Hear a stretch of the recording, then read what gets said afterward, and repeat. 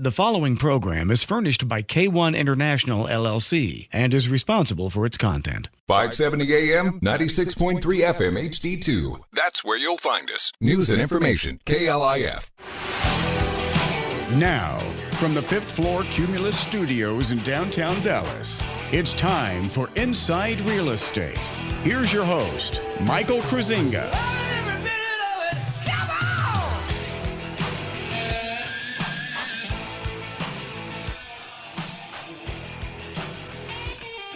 Good morning, Dallas-Fort Worth Metroplex. Welcome to Inside Real Estate. It's a Memorial Day weekend special edition, May 29th. Welcome to your Memorial Day weekend. Hope everybody's having a great one out there.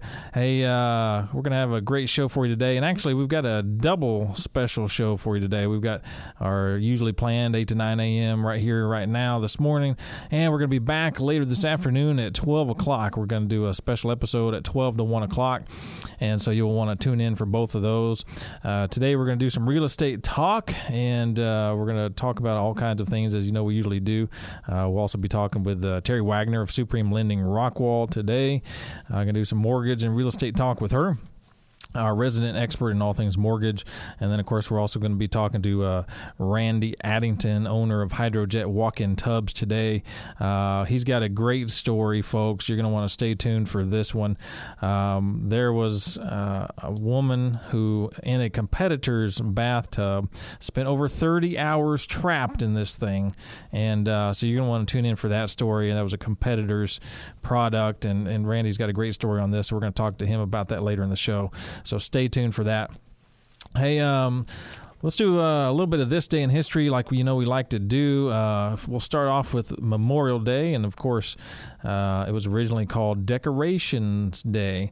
And of course, originally this was for the Civil War, and then later on in time, it was for all who fought in domestic and foreign wars.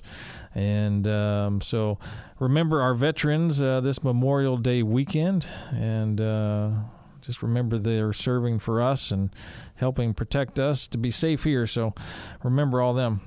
Well, let's go back in time. Let's do a little this day in history. Okay, we got the 29th of May back in time, folks. Hey, 1660. On his 30th birthday, Charles II returned to London from exiles in the Netherlands to claim the English throne. That was back in 1660. Hey, 1721, South Carolina formally incorporated as a royal colony. 1765, if you remember history, Patrick Henry's historic speech against the Stamp Act. He answered the cry of treason with, "If this be treason, well, make the most of it." And so I agree, make the most of it. Why not? Hey, 1790, Rhode Island becomes the last of the original 13 colonies, ratifying the U.S. Constitution. 1848, Wisconsin becomes the 30th state. Hey, 1849, and you know what? I did not remember this is who said that. Abe Lincoln said, "You can fool some of the people all of the time, and all of the people some of the time, but you cannot fool all of the people all of the time." And hey, that was Abe Lincoln. 1849. 1868, the assassination of Michael Obrenović III, Prince of Serbia, in Belgrade. And related to that, 1903, the May coup d'etat, Alexander Obrenović, King of Serbia, as well as the Queen, were assassinated as well. So interesting back in time there. Hey, 1943, wartime, had to ration meat and cheese. It's hard to believe, maybe 50, 60 years ago that we were rationing, meat and cheese here in the U.S., and it wasn't all that long ago. Hey, 1954, the first of the annual Bilderberg conferences. If you're not familiar with the Bilderberg Group, founded and named after the Bilderberg Hotel in the Netherlands. This is a private group that has heads of state and financial banking executives and corporate executives throughout the globe, and they meet annually. This year's meeting is going to be up in June in Germany. And, by the way, many presidents have gone to these meetings, as well as our American military leaders. So if you haven't heard about that, you might want to check that out. But that was back in 1954, the first of the Bilderberg meetings. 1968, U.S. Truth in Lending Act was signed into law. 1971, Indy 500. Hey, who won it? Al Unser. 1973, Thomas Bradley elected first black mayor of L.A. Very interesting. 1999, Space Shuttle Discovery completed the first docking with the International Space Station, back when we still operated the Space Shuttle program. 2010, the Phillies' Roy Halladay became the 20th pitcher to throw a perfect game. And that's going to round out this day in history, folks. Hey, let's take a quick break. We're going to come on back. Folks, Inside Real Estate with Mike Kruizinga. See you in a few. Do you know the difference between a business and a successful business? Excellent branding. You can increase your sales and branding recognition by attending the 1-hour free Cumulus Radio Branding Seminar, June 8th. You'll learn the 4 keys of branding, how to use trigger events to drive business, and how to market your business. You'll even get a free lunch. To join us, call 214-523-2760. That's 214-523-2760. With decades of experience, the Rocky Martin Supreme Lending Team will work to close your home loan in 30 days or less. With access to the most competitive interest rates, the most financing options, and the most access to down payment assistance programs, the Rocky Martin Team won't be beating service to you for all your mortgage needs, including purchase and refinance. Trust RockyMartin.com and his team for their reliable and fast loan process. Go to RockyMartin.com or call 972-772-1866 today. For housing lender, NMLS ID number 211731, 6730 Horizon Road, Suite B, Heath, Texas 75032. Now back to Inside Real Estate. Here's Mike the Realtor. Hey folks, we are back. It's Inside Real Estate with Mike Kruizinga. Website InsideRealEstateRadio.com, InsideRealEstateRadio.com. Time for another great mortgage segment with Terry Wagner from Supreme Lending Rockwall. Website RockyMartin.com, RockyMartin.com. Rocky's with an IE. And the phone number is 866-607-5667, 866-607-5667. Terry, how are we doing? Good morning, Mike. I'm doing good. How about you? I'm excellent. Good. So, what are we talking about today for the folks? I thought I'd bring just something that's kind of off the wall, something we don't really talk about too often, and that's what's called a non-arm's length transaction. You know what that is? Let me see if I got my arm's length out this way and then I take it halfway in. And You'd think. It's a funny name, huh? It is. It's crazy what we call some of our mortgage things. A non-arm's length transaction, basically what that means is if it's an arm's length, that means you don't know anyone involved in the transaction. So a non-arm's length is you have a relation with the seller of the property, whether it be family or let's say it's a landlord. Let's say you've lived in this house for a while and your landlord, there's a relationship there. Yeah, sure. So that is a non-arm's length transaction. And there are certain restrictions that apply to a non-arm's length transaction. So it comes into play when you're doing business with a family member, a relative, defined as your spouse, your child, your parent, your fiance, domestic partner, any other individual that you have a relation to the borrower by blood, adoption, or legal guardianship. Okay. So what we're looking at, a lot of times this comes into play on an FHA loan. If you are purchasing your parents' home and you're doing an FHA loan, you have to have 15% equity in that house. So what that means is you either have to put 15% down or they have to gift you that equity. Interesting. So it's kind of odd. It doesn't come up a whole lot. Yeah, I was going to say. But it has come up quite a bit. And some of that comes into play with your down payment. Now, a lot of times when someone's buying their parents' home, it's pretty easy to just show it as a gift of equity. Mm-hmm. But if you're not purchasing your parents' home and it's still an arm's length transaction, we kind of have to find a way around that. Okay. So it's just something good for everyone to know that's out there, and it can come up on occasions. Now, I'm guessing in a situation where, generally buying your parents' home, the equity's probably already there, right. Or that can be easily gifted. But I'm guessing a situation, I'm just thinking, off the top of my head, maybe where this might come up as an issue is if maybe they're buying their folks' home because their folks are in some sort of issue, right, financially, and the home needs to be purchased, and they're going to keep it within the family, right, and then maybe they're tight on maybe it. there's no equity. Okay. Yeah. You have to come up with the 15% down. Okay. We could switch to a different loan type, but that's one thing to kind of keep in mind, that is a restriction and a requirement, that we have to keep those things separate. And it might be situational. The kids might be FHA only buyers. Right, exactly. That does happen. Okay. Another thing to keep in mind when it comes to non-arm's length is your down payment. Source and ownership for the funds of the down payment, closing costs, and reserves have to be well documented. And if you're purchasing your parents' home, the down payment can't come from them unless it's a gift of equity. So again, you have to set that up the right way. Okay. When it comes to, let's see what else we have.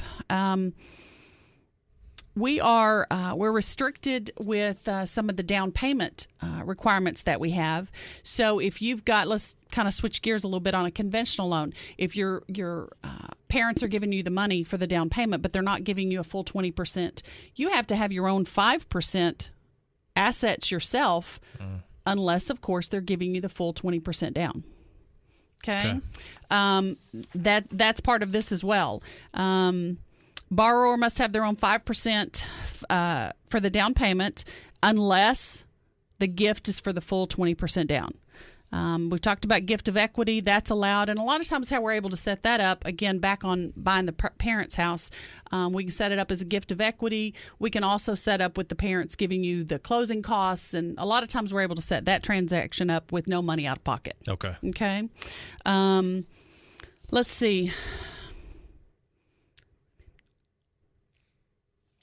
Yeah, that's a great point there on being able to potentially buy the folks' home with no out of pocket, assuming there's equity in the property. Right. And look, thinking about this, your folks are in retirement age, and it's an investment, and but they do have a little bit to pay off on it. Maybe it just might be a good strategic move to keep the property, in the family. Right. Going back way in time, properties just stayed in families. Right. These days you don't see that really. No, you don't see that a lot. You don't see properties sort of handed down, and you don't see properties just stay in the family for whatever reason. People, just kind of up and move, and families are a little more disjointed in this day and age. But, real estate is a huge part of wealth. And yes, it is. Keeping a property in the family for a variety of reasons. Maybe the folks it maybe just be a better idea, to have it go on to the kids. They could do it for pretty much little down. Right. Now, there are other ways to transfer a property, easier to family members. You got the Ladybird deed, things like that out there, and we could talk about that in other shows. But this option in particular, folks could get into that home. Well, I don't say get into it because they may not move into it. The folks may continue to live there, but purchasing the folks' home could be a little down, zero down. Well, and another part that I wanted to talk about was the down payment and how we go about sourcing that down payment. A lot of folks think that they can just get money from their parents or another entity that they have to get that money from, but we really have to do a lot of documentation on that down payment. So let's talk about that for just a minute, Mike. Okay. Anytime you're purchasing a home, we are going to look at, we've talked about this so much, we're going to look at everything that you have. We're going to look at all your documentation, but one of the things we're going to look at is the last 2 months' bank statements. So if there are deposits in those bank statements, we're going to have to source where that money came from. And not only are we going to have to source it, but we're going to have to provide documentation on where that money came from. So mom and dad just can't give you $10,000 and us be okay. I mean, we may be okay with that, but we're going to have to document it. We're going to have a gift letter generated by us that both the donor and the recipient are going to have to sign. Right. But that's not the end of it. We're also going to have documentation from the donor showing proof that they have those funds to gift. Right. And this gets confusing to folks. I'm like, if I didn't have it, I wouldn't be able to give it to you. Right. But basically what we're looking at anytime we underwrite a file is fraud. Right. That's what we're looking for. Yeah. Where did the funds come from? Where did they come from? They have to be tracked. So we want to make sure that those funds didn't come from another party to this transaction. The seller of the house, which leads us back to the arm's length transaction. We're trying to look for that as well. So we're looking for, did the seller of that home give you money? Did the real estate agent give you that money? You probably haven't given anybody money for the down payment, but if there's fraud involved, that could be the case. Yeah, and I mean, because money can come from anywhere. Right. You're right. I mean, there's real estate agents that will maybe try to help facilitate a transaction, Right. and there's just a lot of different ways to do things under the table. Right. Obviously everything I do is above the table. That is correct. And but there are a lot of agents that do things under the table, and there's just look, folks, there are a gazillion ways to get something done. If you're going to work with folks that'll do things in the gray areas. Right. Right. And in our business, real estate and mortgage, that's not something Terry and I can do. So that's why when we're talking about asking you questions about where funds are coming from, it's just part of the business. We have to know that it's legitimate. We're not trying to be nosy. Right. We just have to. Well, we are trying to be nosy. We're having to get all of the information to present to our underwriter. So that's right.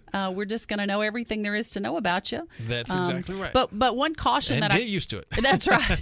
But we'll forget it all after you buy. We'll go on to the next one. But one caution that I wanted to give to folks is, because sometimes you just get random odd checks in the mail. I got a check last week from a city that I lived in 20 years ago, and they said I had put a deposit on something, and I don't know why I got that check. But so I went and deposited it in the bank. Yeah. So if you're buying a house, you have to source that. So be sure.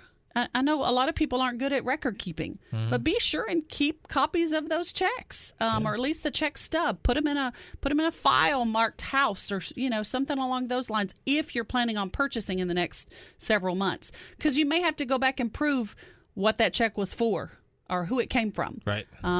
Because what happens is if you can't source those funds, and let's say it's a large check, right, and you can't source it, we have to take that money out of your assets as if it wasn't there. So then what happens if that creates a shortage on your closing costs, on you being able to pay what's due at closing? We can't use it. So just kind of a word of caution. If you're looking at buying a house and you get any random odd checks, of size, keep a copy of it. Yeah, absolutely. Especially if you're selling a house and fixing to buy another one. If you're selling that house, you're going to get your escrow refund check. You're going to get an insurance cancellation check. There's several checks you're going to get for refunds from selling a previous home. Yeah, that are out of the ordinary, right, not normal income. Right. Yeah. So we just have to source all of that. And again, we've gone over it many times. You just have to be able to document anything that we're telling an underwriter. Yeah. So okay. Well, to kind of wrap up on this segment, the non-arm's length. So basically anybody have some sort of relationship with, that's got to be disclosed, and we just got to talk about it and figure it out. Right. It could have additional guideline requirements that we need to pay attention to. It's not just, and don't keep that from your loan officer only later to be discovered that the person you're buying the house from is, your cousin. Right. That may be not something that you brought up during the initial contact, but bring that up to your loan officer because it's important, and it could come back to delay your closing. Yeah, I mean, if we find out all of a sudden that you're buying your pastor's house, right? Well, that's a significant relationship, right? Now, if you're wondering what types of relationships, just disclose everything. We, when it comes to buying and selling real estate, disclose everything. But significant relationships are obviously going to be the ones where issues could come up, right? And if we're doing stuff above board, like we've talked about, we can find solutions to those issues that come up. But it's better to find solutions at the beginning of the transaction rather than a day before closing. Yeah, versus scrambling at the end and exactly. potentially jeopardizing, your purchase or your sale. Exactly. Absolutely.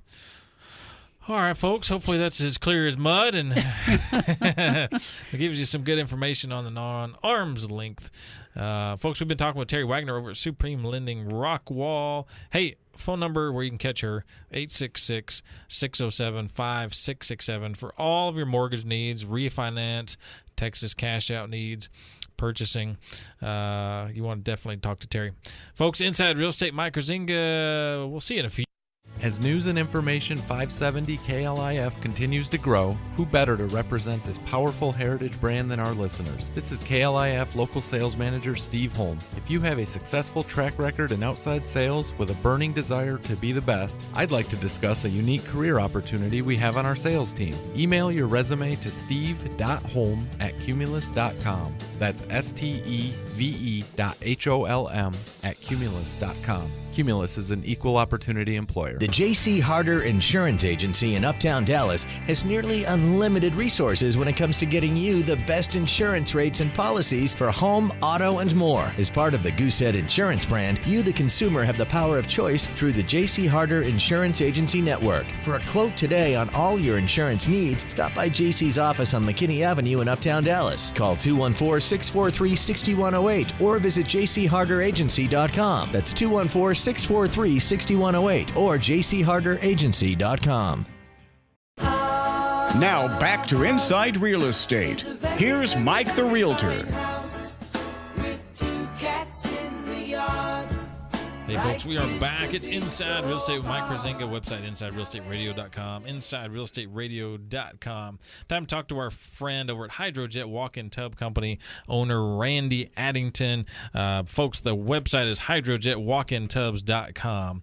And I know Randy today we were going to talk about a story that happened out there, and this really kind of hits home how important it is to have a walk-in tub, but to have the right walk-in tub, not the wrong one. Because this story, when you're telling me about it, I couldn't really believe it. Let's tell the folks about it. I mean, they're going to be glued to their radios on this one. Well, what ended up happening was one of our competitors who has a kind of a one-size-fits-all type tub. You've got to get all the bells and whistles when you get it. And I think this customer spent, upwards of $15,000, $16,000 for this tub. And it was a senior lady. And as she was getting in the tub one day, you get in and you put the, stop up the drain. And as she was doing that and getting in and closing the door, she slipped and fell in the tub. Well, this particular manufacturer, who I won't mention by name, but they, even though their tub is like $16,000 in this case, their drain was a rubber stopper on a chain, and she got wedged in there on top of this rubber stopper, and trying to pull the chain to get the tub to drain, she broke the chain. And as a result, she was stuck in this walk-in tub for 30 hours before her daughter came over and found her. And she spent 4 days in the hospital and 90 days in a nursing home recovering from her injuries after being in there for 30 hours. So it's one of those compelling stories that, like you said earlier, not only is it important to have a walk-in tub if you've got mobility issues, but to have the right one. I'm in my late 50s, and I remember as a kid growing up, being over at my grandparents, they had a tub, that had a rubber stopper with a chain. Right. But, it wasn't a $16,000 tub. Yeah. So it was, this lady ended up suing the manufacturer. I do not know the outcome of that, but I would think she's got a pretty good case. Yeah, I would think so too. Well, and there's a number of issues with this. I mean, folks, if you're listening, so first of all, she bought a walk-in tub from a competitor. Now, walk-in tubs, the point of those are so that you don't fall in the tub. So, folks, she fell in the tub. And, look, this is a $16,000 tub that she had purchased from a competitor. And it simply had your old 1950s rubber stopper and chain, which ended up causing her to be stuck in it. I mean, for 30 hours, I can't even imagine. Yeah, and if her daughter hadn't come over when she did, she'd have been there for longer than 30 hours.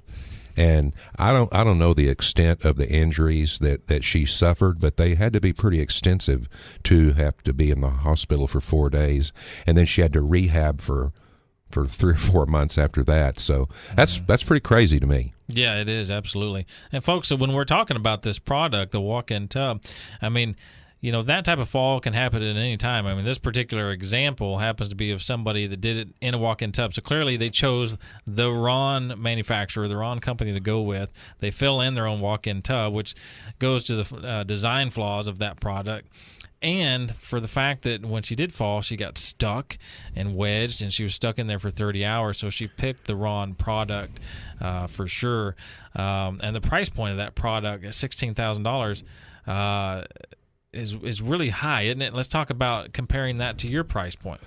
Well, if you're going to have 1950s type drain, you probably ought to have a 1950s type price. That's kind of the way I look at it. And so that's a really inferior type of drain system for that price point of a tub. And we use what we call a quick drain system. So we recommend when you get into our tub, you turn your water on. You know how water doesn't always just start off hot immediately unless you've got a recirculation pump or something. Sure. So we tell you to turn the water on and leave the drain open until the water starts getting hot or the temperature that you desire. Then close the drain, get in the tub, close the door, lock the door. As silly as that sounds, right. Some people forget to close the door, and they wonder why their bathroom gets flooded. But you do have to close the door. Yeah, it's very important to close the door. And I tell people, these companies that push a inline heater or a heated seat or a recirculating pump and all those kinds of things, you don't need that. Our tub is manufactured. By the way, you hit a little drain button up near the controls. That's what opens and closes our drain. You don't have to worry about breaking a chain. Yeah, well, or bending all the way over to the very bottom of the tub to put the stopper in there.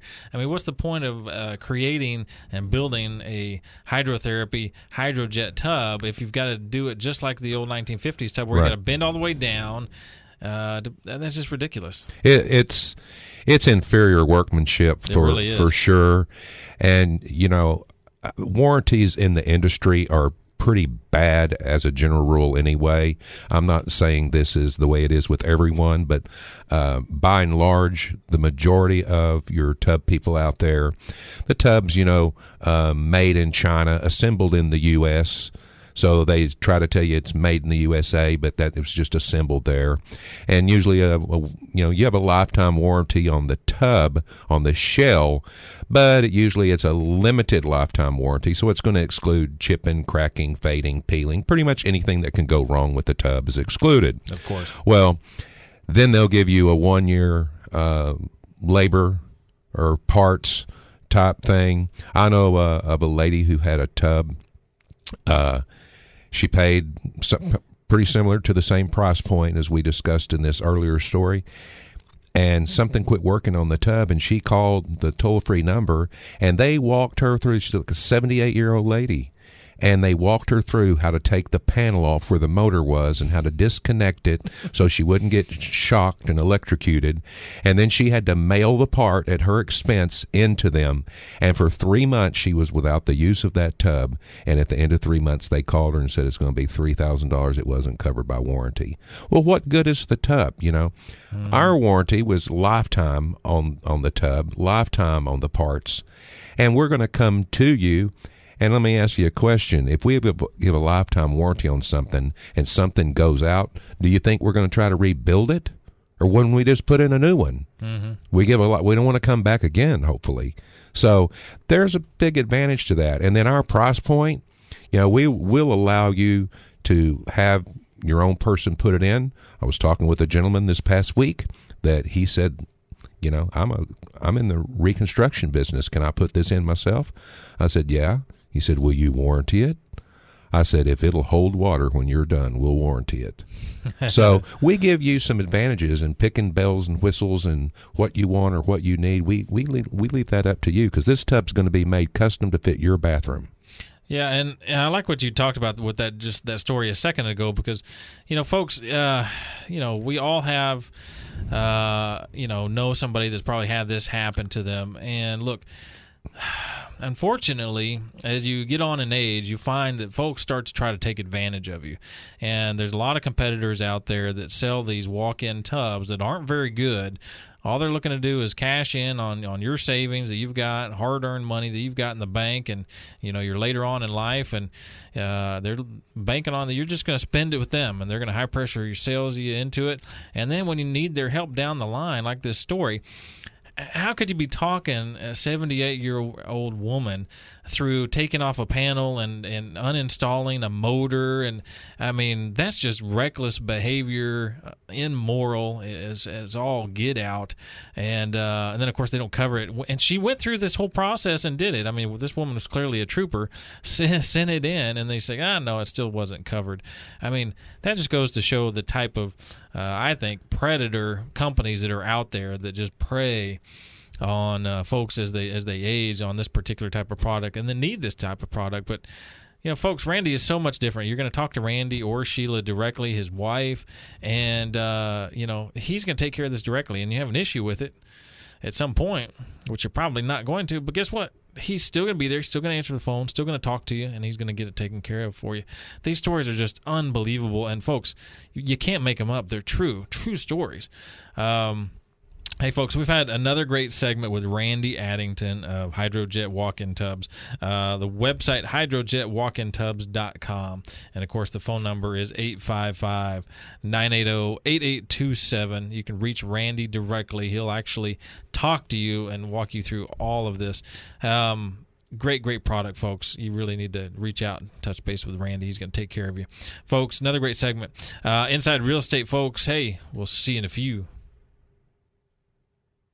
Folks, it's Mike the Realtor here from Inside Real Estate, and if you're not listing your property with me, bottom line is you're leaving money on the table. There are over 15,000 agents here in the DFW area, most of whom are part-time and do a few deals a year. Do you want to trust them to sell your home? I think not. Call Mike the Realtor, the radio realty expert from Inside Real Estate on 570 AM KLIF. Promise you will get to me direct. Go to InsideRealEstateRadio.com. Don't sell your home with just anyone. Go to InsideRealEstateRadio.com and connect with Mike the Realtor. With over 3.5 million square feet and 5 DFW locations, Ideal Floors has you covered for all your flooring needs. Whether you're looking for carpet, tile, laminate, wood, or vinyl plank, Ideal Floors has you covered. And with their price match guarantee and their 100% satisfaction guarantee, they are the absolute best in DFW for all your flooring needs. Call Kevin Hamus, the owner of Ideal Floors, at 214-789-0422 or go to idealfloors.com for all your flooring needs. With decades of experience, the Rocky Martin Supreme Lending Team will work to close your home loan in 30 days or less. With access to the most competitive interest rates, the most financing options, and the most access to down payment assistance programs, the Rocky Martin Team won't be beating service to you for all your mortgage needs, including purchase and refinance. Trust RockyMartin.com and his team for their reliable and fast loan process. Go to RockyMartin.com or call 972-772-1866 today. For housing lender, NMLS ID number 211731, 6730 Horizon Road, Suite B, Heath, Texas 75032. Now back to Inside Real Estate. Here's Mike the Realtor. Now back to Inside Real Estate. Here's Mike the Realtor. Hey, folks, we are back inside Real Estate Sports and Entertainment. Mike Kruizinga, your host. Special edition, afternoon edition here Sunday afternoon on a Stars playoff day. Big-time entertainment segment we got coming up here. We've got New York Times best-selling author James Rollins with us on our entertainment segment. We're going to be talking with him about his newly released book, Warhawk, a Tucker Wayne novel, and hopefully we're going to talk a little bit about The Bone Labyrinth, the recently released book as part of the latest Sigma novel of the Sigma series. Mr. Rollins, are you on the line with us?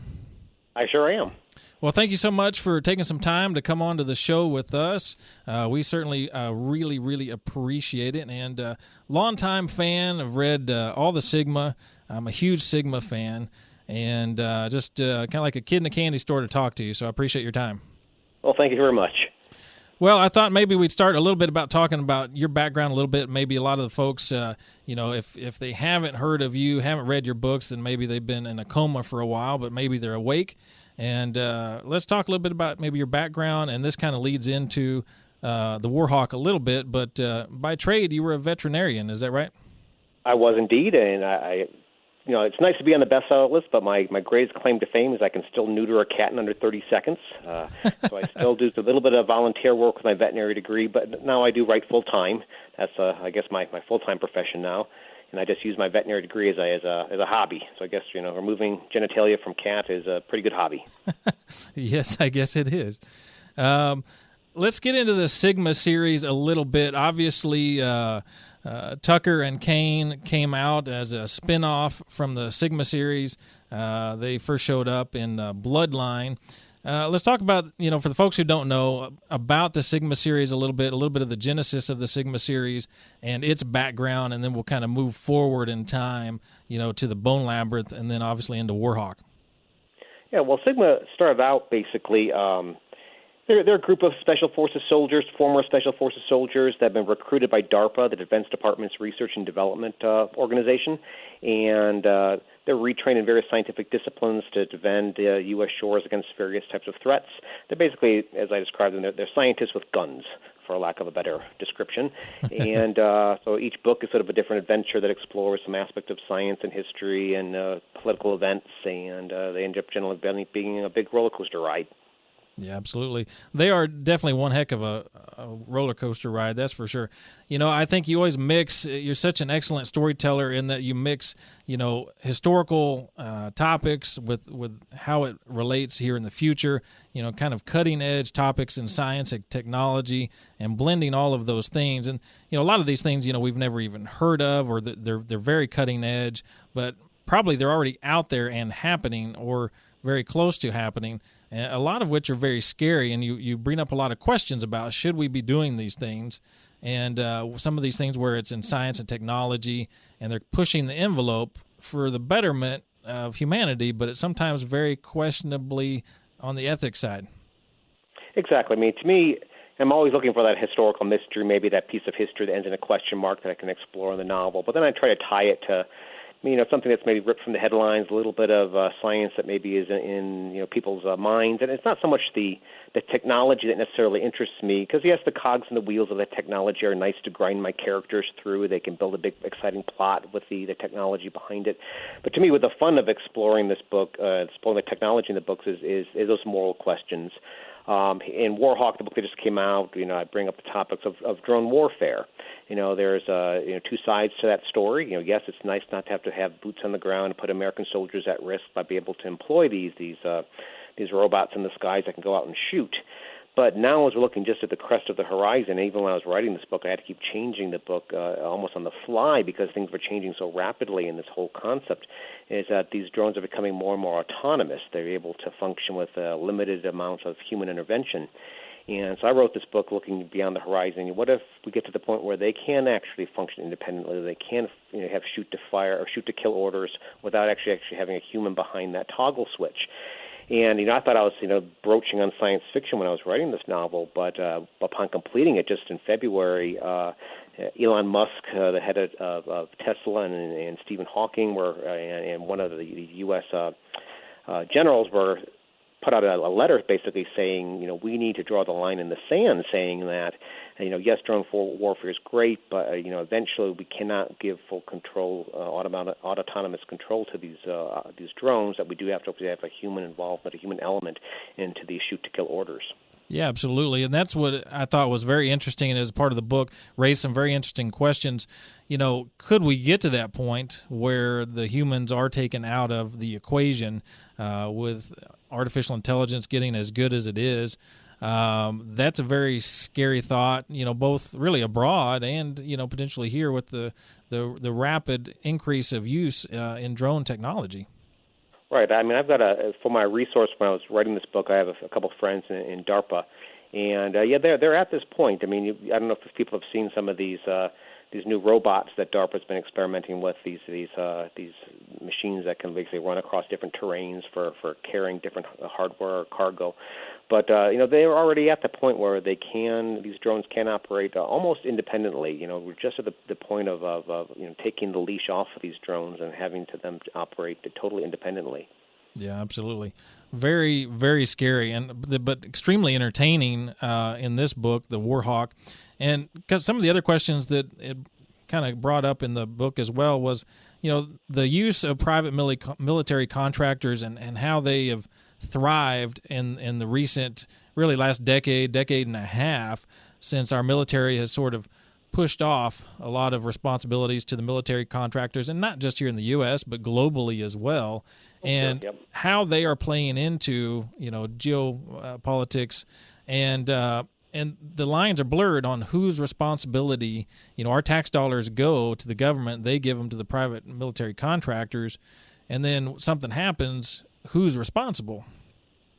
Yeah, that shift has been going for about the last decade. We've been seeing this shift in responsibility shifting from the military to the basic corporate boardrooms.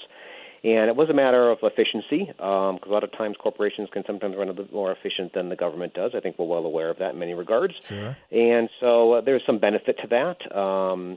But when doing so, and we're seeing this shift occur, more and more, is that the question then becomes, who is really orchestrating a war? Is the U.S. government orchestrating this battlefield, or is it a corporate board where maybe success is judged by, not winning or losing, but on profitability?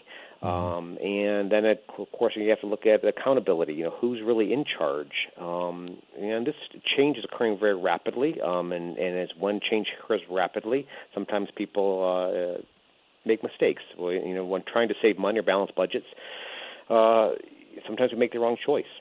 Yeah, absolutely. And question I have is, what happens when some of these private military organizations, whether it be, here at the U.S. or globally, what happens, when their agenda, is in conflict with the government's agenda? And so what happens there? And that's the exact point, is that oftentimes when it comes to these private defense contractors, the question is more the profitability. Is it more profitable to lose this battle at the cost of maybe U.S. interests?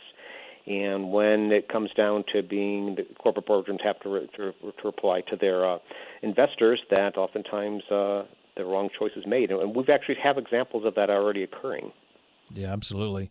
And I think, unfortunately, as part of this, in the last decade and a half, as this has become more popular to push operations over to the private side, is our own U.S. government military and the various branches, suffer losses that we don't need to be suffering.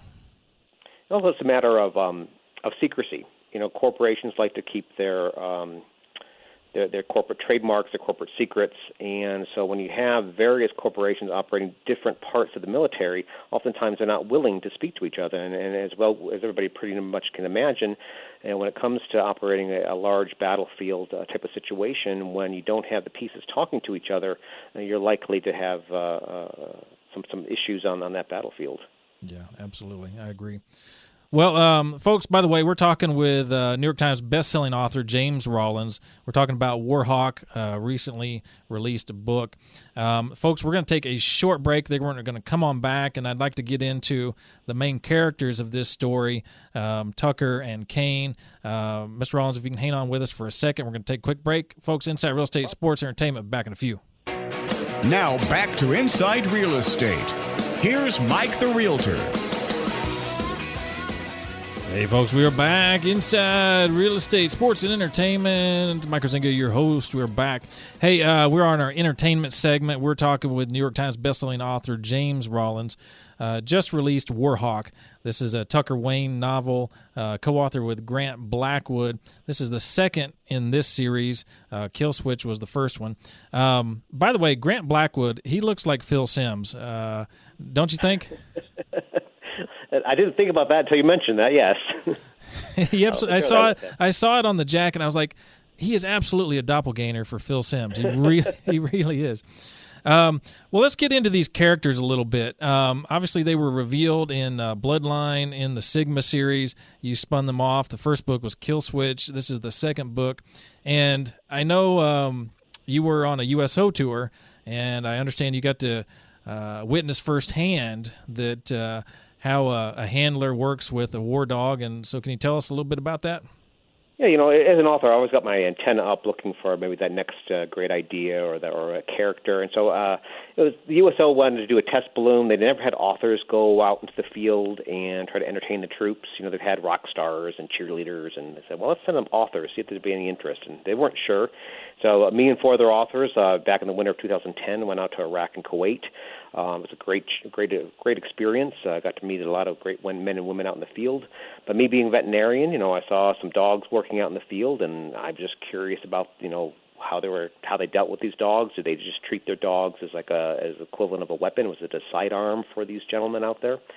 And I found out it was the exact opposite. That these guys they train together, they eat together, they're sleeping in the same trenches with their dogs, and they have a really deep bond that establishes. And I kept hearing this one phrase from different handlers I was speaking to, both out in the field and when I came back home. And the phrase is it runs down the lead. And what that means that over time, because they're so tied together so often, that over time that the pair begins to read each other's body language. They understand each other beyond mere gesture or spoken command, and that the emotions of the two sort of run up and down that leash that connects them. It binds them intimately together. And I never really saw that pairing, this sort of dynamic duo in print before. So I thought, gosh, I'm going to try to write that pair of characters into a book. And so when I was constructing the story Bloodline, where Tucker and Kane first appear, I wanted to try to capture that relationship. And initially I was just trying to capture it from one end of the leash, from Tucker's point of view, the soldier's point of view. But I thought, well, that's not quite fair. Let me go ahead and look at the other end of the leash. And so in the book, in both Kill Switch and Warhawk, I do this also, is I write scenes from the military war dog's perspective, from Kane's perspective. So I want to take my background as a veterinarian and what I learned both from talking to the handlers out in the field and going to Lackland Air Force Base in San Antonio, where I sort of learned more about how they train these dogs. And I wanted to sort of take my readers and try to put them into the 4 paws of that dog and sort of experience what it means to be a military dog. So I actually wrote several scenes in each of the books from the dog's point of view, so that you can sort of experience what it means to be that dog. Yeah, and I thought that was extremely interesting because you don't really see that. And I thought what you did was, you took the war dog and really, you made it a real character instead of just sort of a passing character in the story. It actually became a real character, and I think as a reader, you become really connected to that character doing what you did, and I thought that was extremely interesting. You did that as well in Bone Labyrinth with Baco as well, I noticed. I did, yeah. I enjoyed doing that with Kane, but I thought, when I was writing Bone Labyrinth, which features a Western Mountain gorilla as a significant character in the book, I thought I'm going to sort of borrow that type of aspect, and I started writing scenes from Baco's point of view, sort of again to sort of explore what it means to be a gorilla. That these aren't just dumb beasts; that they have an entire internal world. That they do have an understand concept of past, present, and future. That they have a sense of self. And so again, right now there's a big turning point occurring here in the U.S. And again, this happened when I was writing the Bone Labyrinth. When I started the Bone Labyrinth, there really were no restrictions on research in great apes. Medical research was being performed on great apes here in the U.S. And most other Western nations had banned the use of great apes in research because they are such cognizant creatures. Right. And during the course of writing this book and publishing the book, eventually now the National Institute of Health has put a ban on future great apes medical research. So make some progress forward in regards to recognizing that these are unique creatures that deserve some respect and not to be abused. Yeah, absolutely, and that's a great move forward. And yeah, although these are animals, you're absolutely right. They are aware of themselves. They have emotions. They have feelings, and it's just amazing that you kind of take that to the next level when you're writing them in these stories.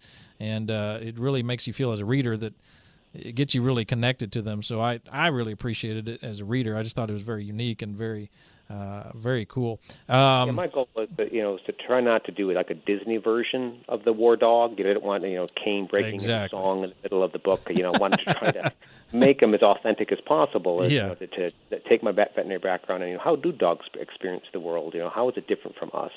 How do they consider that handler and people around them? And so that's something I want to explore in the book too. Yeah, and Kane is a Belgian Malinois, and now these dogs can have up to 1,000 words or more vocabulary. And what I thought was amazing about this is that a lot of humans actually can make it to very rarely make it to 1,000-word vocabulary these days. But here's an excerpt from the book, and this is a string of commands that Tucker gives to Kane, and it's, quote, hide and seek, make noise, elude and cover, shadow attack, bravo. And the war dog not only understands but can execute these commands. And so I just thought that was pretty amazing. Elaborate on that for us. It is. I mean, when I wrote Kill Switch, I got a lot of feedback from readers, questioning whether these dogs could really perform what they were doing, whether I was making a Lassie or Rin Tin Tin version of the military war dog and what their capabilities were. Well, I had a lot of trainers, handlers that were research material, and so when I finished the Kill Switch and I had them sort of review it, and if anything, their comments were the opposite. They were saying, what you're doing with Kane, you're probably pulling back on the reins a little bit, Jim. You could probably actually, they could do more than what you're actually showing on the page. And one of the things they really sort of were stressing to me is their ability to follow a chain of commands in sequence. So if you give a dog not just go fetch, the dog will fetch something, but they can actually give them a chain of commands and they will follow them along in serial. So it's just amazing what these dogs can do. Yeah, it absolutely is. I mean, and they do really form that tight bond. I mean, eating, sleeping together, and very similar to canine units, here in the States, and oftentimes, retired handlers from the military become, canine handlers in the police forces when they come back. Sure. That's one thing also I wanted to explore in this book is the fact that besides sharing this emotional bond, because they share this bond. Of course, we know that soldiers oftentimes suffer from PTSD, but so do dogs. So at the end of the leash, dogs also suffer from PTSD. Some of these military war dogs, and so in this book, Tucker is coming back from a fairly severe tragedy in Afghanistan after he's sort of retired, and so he's dealing with the aftermath of that. But so is his dog, and so that's something that I like to explore in this novel too. Is that PTSD is not just an affliction of the soldier, but also that four-legged soldier. Yeah, absolutely. They have memories and they recall and they have feelings. Folks, by the way, we're talking with James Rollins, New York Times bestselling author, just released Warhawk. This is a Tucker Wayne novel, the second in this series. The first one was Kill Switch. Tucker and Kane came out of the Sigma series. If you're big fans of that, I know I am. I highly recommend checking out the Sigma series and the Warhawk. Question that I've got for you, and I know maybe this was in the works. I saw some things a few years back about maybe getting the Sigma series into the movies, and I understand De Laurentiis and Schumacher picked up the rights, but I know De Laurentiis has since passed on. So where are we at in that stage? I know all your fans are going to want to know about that.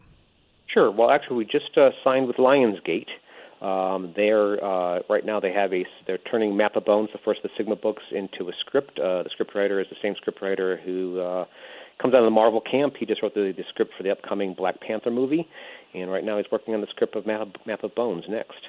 That is great. So from stem to stern, when are we going to see it on the big screen? I have no idea. Pretty much the author's kept in the dark. I'm lucky to find out anything when it comes to what's going on with the movie. Yeah, it's just your book. No big deal, right? Exactly. It could be a few years, could be 10 years. Well, we're all looking forward to seeing that, and of course, although many movies are disappointments for readers out there, but we're hoping for a great one for sure. Well, I always, people say, aren't you afraid that Hollywood's going to ruin your book? And I always just point to my bookshelf and go, well, the book's right there. They can't ruin it. That's right. It's there. Just read it. Well, what's on the horizon? What's next? I know you have another series, the Order of the Sanguine series, and That's ongoing as well. So what's on the horizon? What else is going on? Well, we completed the Order of the Sanguine series, so that was a trilogy, and we completed that. Though we do have some ideas, maybe continuing with that. But what's definitely on the horizon, coming at the end of this year, in December of 2016, is the Seventh Plague, which is the next of the Sigma novels. Great. I know it seems like it comes out right around Christmas time every year. Exactly. And then right now I'm just researching and outlining and beginning construction on the Sigma novel that follows that. Oh, very, very good. Always something. Always something. Well, we're excited about it. Huge fan. I really appreciate you coming on the show, talking to us about Warhawk and the Sigma series. Thank you so much for joining us. Folks, it's been James Rollins on our entertainment segment right here on the Inside Real Estate Sports and Entertainment Show. Mr. Rollins, thank you so much. I hope you come back in the future. I'd love to. It's been a pleasure. Thanks a lot. You have a good night. Folks, we're going to take a short break, and we're going to come on back. We'll see you in a few.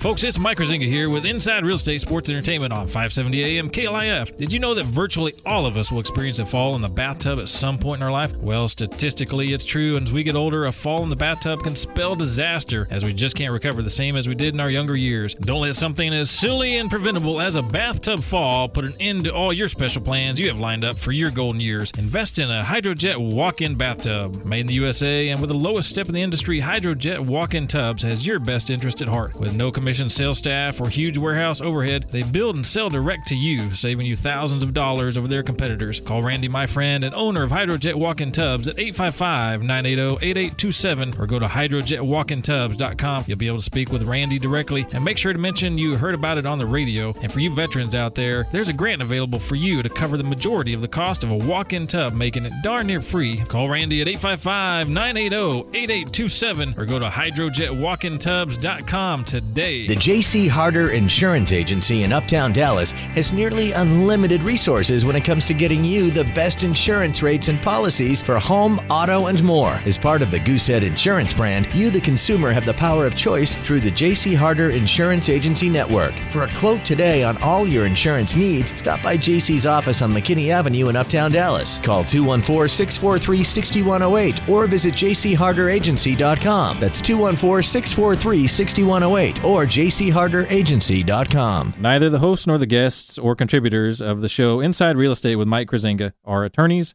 CPAs, tax advisors, or investment advisors, and are not providing legal advice during the course of the show. If you need professional legal advice or services in any of those categories, please seek the appropriate professional.